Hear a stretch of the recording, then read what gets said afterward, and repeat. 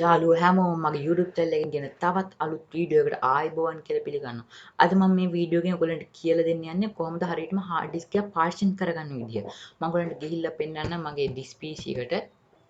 මෙතන තියෙනවා මෙතන මගේ drive තුනක් තියෙනවා. මම මෙතන අද partition කරගන්න තෝරන්නේ මගේ මේ new volume D එක. ඒ මම ඔයගලන්ට partition කිරීම ගැන සරලව කියලා දුන්නොත් partition කරද්දි වෙන්නේ ඔයගලන්ගේ space එක වැඩි වෙන්නේ. ඒ කියන්නේ උදාහරණයක් ලෙස මේ drive එක ගත්තොත් මෙතන 444 GB තියෙනවා. ඒක 450 460 ඒ වගේ වැඩි වෙන්නේ නැහැ. අයකින් වෙන්නේ 444 තව අපිට කොටස් ගන්නකට කඩා ගන්න පුළුවන්. ඒ කියන්නේ මේක මේ 444න් අපිට තව GB 200 කොටසක් වෙනවා කඩා ගන්නවා. ඒතකොට මේක ඉතුරු වෙන GB 200. ඒ කියන්නේ මේ new volume D එක ඉතුරු වෙන හරියටම 244යි. අපි වෙනම 200 කොටසක් කඩා ගත්තනේ. අන්න ඒ වගේ සංසිද්ධියක් තමයි මෙතන වෙන්නේ. මම අද ඔයගලන්ට හරියටම කියලා දෙන්නම් කොහොමද මේ partition කරගන්නේ සහ ඒ partition එක ආයෙ එකතු කරගන්න විදිහ ඔක්කොම මම අද වීඩියෝ එකෙන් කියලා දෙනවා. මුලින්ම ඔයගොල්ලෝ එකට කරන්න ඕනේ this PC එකට උඩ right click කරන්න. right click කරාට පස්සේ මෙතන manage කියලා එකක් බලා ගන්න පුළුවන්. අන්න ඒක උඩ click කරන්න. ක්ලික් කරාට පස්සේ මෙන්න මේ වගේ ඉන්ටර්ෆේස් එකක් එනවා. මේ වගේ ඉන්ටර්ෆේස් එකක් ආවට පස්සේ මෙතන storage කියලා එකක් බලා ගන්න පුළුවන්. අන්න ඒක උඩ ක්ලික් කරන්න. ක්ලික් කරාට පස්සේ මෙතන තියෙනවා disk management කියලා එකක්. අන්න ඒක උඩ ක්ලික් කරන්න. ක්ලික් කරාට පස්සේ මෙතන ඔයගලන්ගේ ටිකක් ලෝඩ් වෙනවා මෙතන. මෙතන ලෝඩ් වුණාට පස්සේ ඔයගලන්ට බලා ගන්න පුළුවන් මගේ drive තුන බලා ගන්න පුළුවන්. මම මෙතන partition කරගන්න යන්නේ මගේ D3 drive එක. ඒක ඕගොල්ලෝ C එක partition කරගන්න යන්න එපා. ඒක තමයි ඔයගලන්ගේ program files ඔක්කොම save වෙන නිසා ඒකට වැඩි capacity එකක් ඕන නිසා ඒක partition කරගන්න යන්න එපා. ඔයගලන්ගේ ඉතුරු තියෙන drives වලින් වැඩි capacity එකක් තියෙන එකක් partition කරගන්න ඕන. partition කරගන්න. එහෙනම් මම ඔයගලන්ට කියලා දෙන්න කොහොමද මම අද D drive එක තෝරගන්නේ. ඔයගලන්ට බලා ගන්න පුළුවන් කොහොමද partition කරගන්නේ කියලා. මුලින්ම ඒ D drive එක උඩ අන්න ඒක උඩ right click කරන්න. right click කරලා පස්සේ මෙතන තියෙනවා shrink volume කියලා එක. අන්න ඒක උඩ click කරන්න.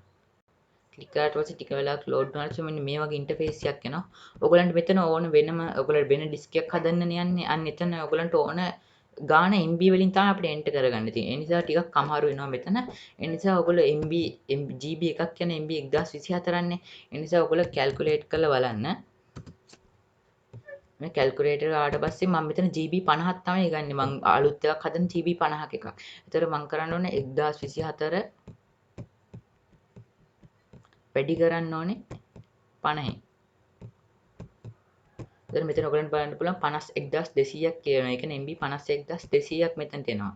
මම මෙතන MB 51200යි කියලා ටයිප් කරලා එන්ටර් කරනවා. ඔයගොල්ලෝ හරියට කැල්කියුලේට් කරලා බලන්න ඔයගලන්ට ඕන එක. ඒ කියන්නේ 1024න් කැල්කියුලේට් කරලා බලන්න GB එකක් MB 1024 ඔයගලන්ට GB 100ක එකක් හදා ගන්න ඕනේ 1024 ඔයගොල්ලෝ 100ෙන් වැඩි කරලා බලන්න. අන්න මේ වගේ කරලා බලන්න. ඊට පස්සේ එහෙම ඔයගොල්ලෝ එන්ටර් කරගත්තා ඊට පස්සේ මෙතන shrink කියන එක දෙන්න. shrink කියන එක දුන්නාට පස්සේ ඔයගලන්ට මෙතන බලා ගන්න පුළුවන් free GB unallocated කියලා. බලා ගන්න මේක 394 කලින් 444 තිබ්බක මේ 50 අඩු වෙලා මෙතනට හැදිලා තියෙන්නේ. ඊට පස්සේ ඔයගලන්ට මෙතන ඊට පස්සේ ඔයගලන්ගේ මේ this PC එකට ගියාට පස්සේ ඔයගලන්ට මෙතන මේ ඒක බලා ගන්න වෙන්නේ නැහැ. ඒක අපි හදාන්න ඕනේ. මුලින්ම ඊට පස්සේ ඔයගොල්ලෝ මේ 50 GB යන්නේ මේකට right click කරන්න. right click කරලා එතන new simple volume කියලා තියෙන අන්න ඒකට click කරන්න. click කරලා පස්සේ ඔයගොල්ලෝ next කියලා එකක් බලාගන්න ඕනේ. අන්න ඒකට click කරලා මෙතන default කියලා next දෙන්න. මෙතන ඔයගලන්ට ඒකට නම් ඒකට ඉලා මේ අකුරක් select කරගන්න පුළුවන්. ඒද ඒගොල්ලෝ ඔයගලන්ට ඕන එක select කරලා මම මෙතන මම H කියලා දෙනවා. H කියලා දීලා next දෙනවා. ඊට පස්සේ මේ ඔක්කොම default තියලා next දෙන්න. ඊට පස්සේ finish දෙන්න. finish දුන්නාට මේක formatting වෙනවා. so බලා ගන්න පුළුවන් මෙතන message එකක් ආවා ඒක ආවා කියලා බලමු අපි මෙතනට ගිහිල්ලා ඔයගලන්ට බලා ගන්න පුළුවන් මෙතන 49.9 GB කියලා තියෙනවා. ඔයගලන්ට බලා ගන්න පුළුවන් ඒක මෙතනට ආවා. දැන් ඔයගලන්ට මේක ආවට පස්සේ ඔයගලන්ට බලා ගන්න පුළුවන් මෙතන 444 තිබ්බ එක අඩු වෙලා තමයි මෙතනට ඇවිල්ලා තියෙන්නේ. දැන් මම ඔයගලන්ට කියලා දෙන්නන්නේ කොහොමද හරියට මේක එකතු කරගන්නේ කියලා. කියන්නේ ඔයගලන්ට මේක ඕනේ නැහැ වගේ තිබ්බනම් ආයි මේකට එකතු කරගන්න විදිය. ඔයගොල්ලෝ ඊට පස්සේ එතන ආයි right click කරන්න. right click කරලා මෙතන delete volume කියලා දෙනවා. ඔයගොල්ලෝ මේකේ data save කරන් ඉන්නවා නම් delete කරන්න එපා වෙන මොකක් හරි එකකට backup කරගෙන delete කරන්න. එතකොට ඔයගොල්ලෝ data ඔක්කොම මැකලා යනවා. මම දැන් data save කරන්නේ නැහැ. ඒ නිසා මම ඒක delete කරනවා. ඊට පස්සේ yes දෙන්න ඕනේ. yes දුන්නාට පස්සේ ඔයගොල්ලෝ බලාගෙන බලලා ඒක ආය unallocated දුන්නා. ඊට පස්සේ ආය ඔයගොල්ලෝ අර කලින් ඔයගොල්ලෝ වෙන් කරගත්තේ මේක D එකෙන් ඒකට right කරන්න. D එකට right click කරන්න. එතන right click කරලා පස්සේ මෙතන බලාගෙන බලලා extend volume කියලා එකක් තියෙනවා. අන්න ඒකට click කරන්න. click කරලා පස්සේ මෙතන next කියන එක දෙන්න. මේ ඔක්කොම next දෙන්න finish දෙන්න. finish දුන්නාට පස්සේ ඔයගොල්ලන්ට ආයෙ බලා ගන්න පුළුවන් new volume D එකට ආයෙ ඒ ගාන එකතු වුණා.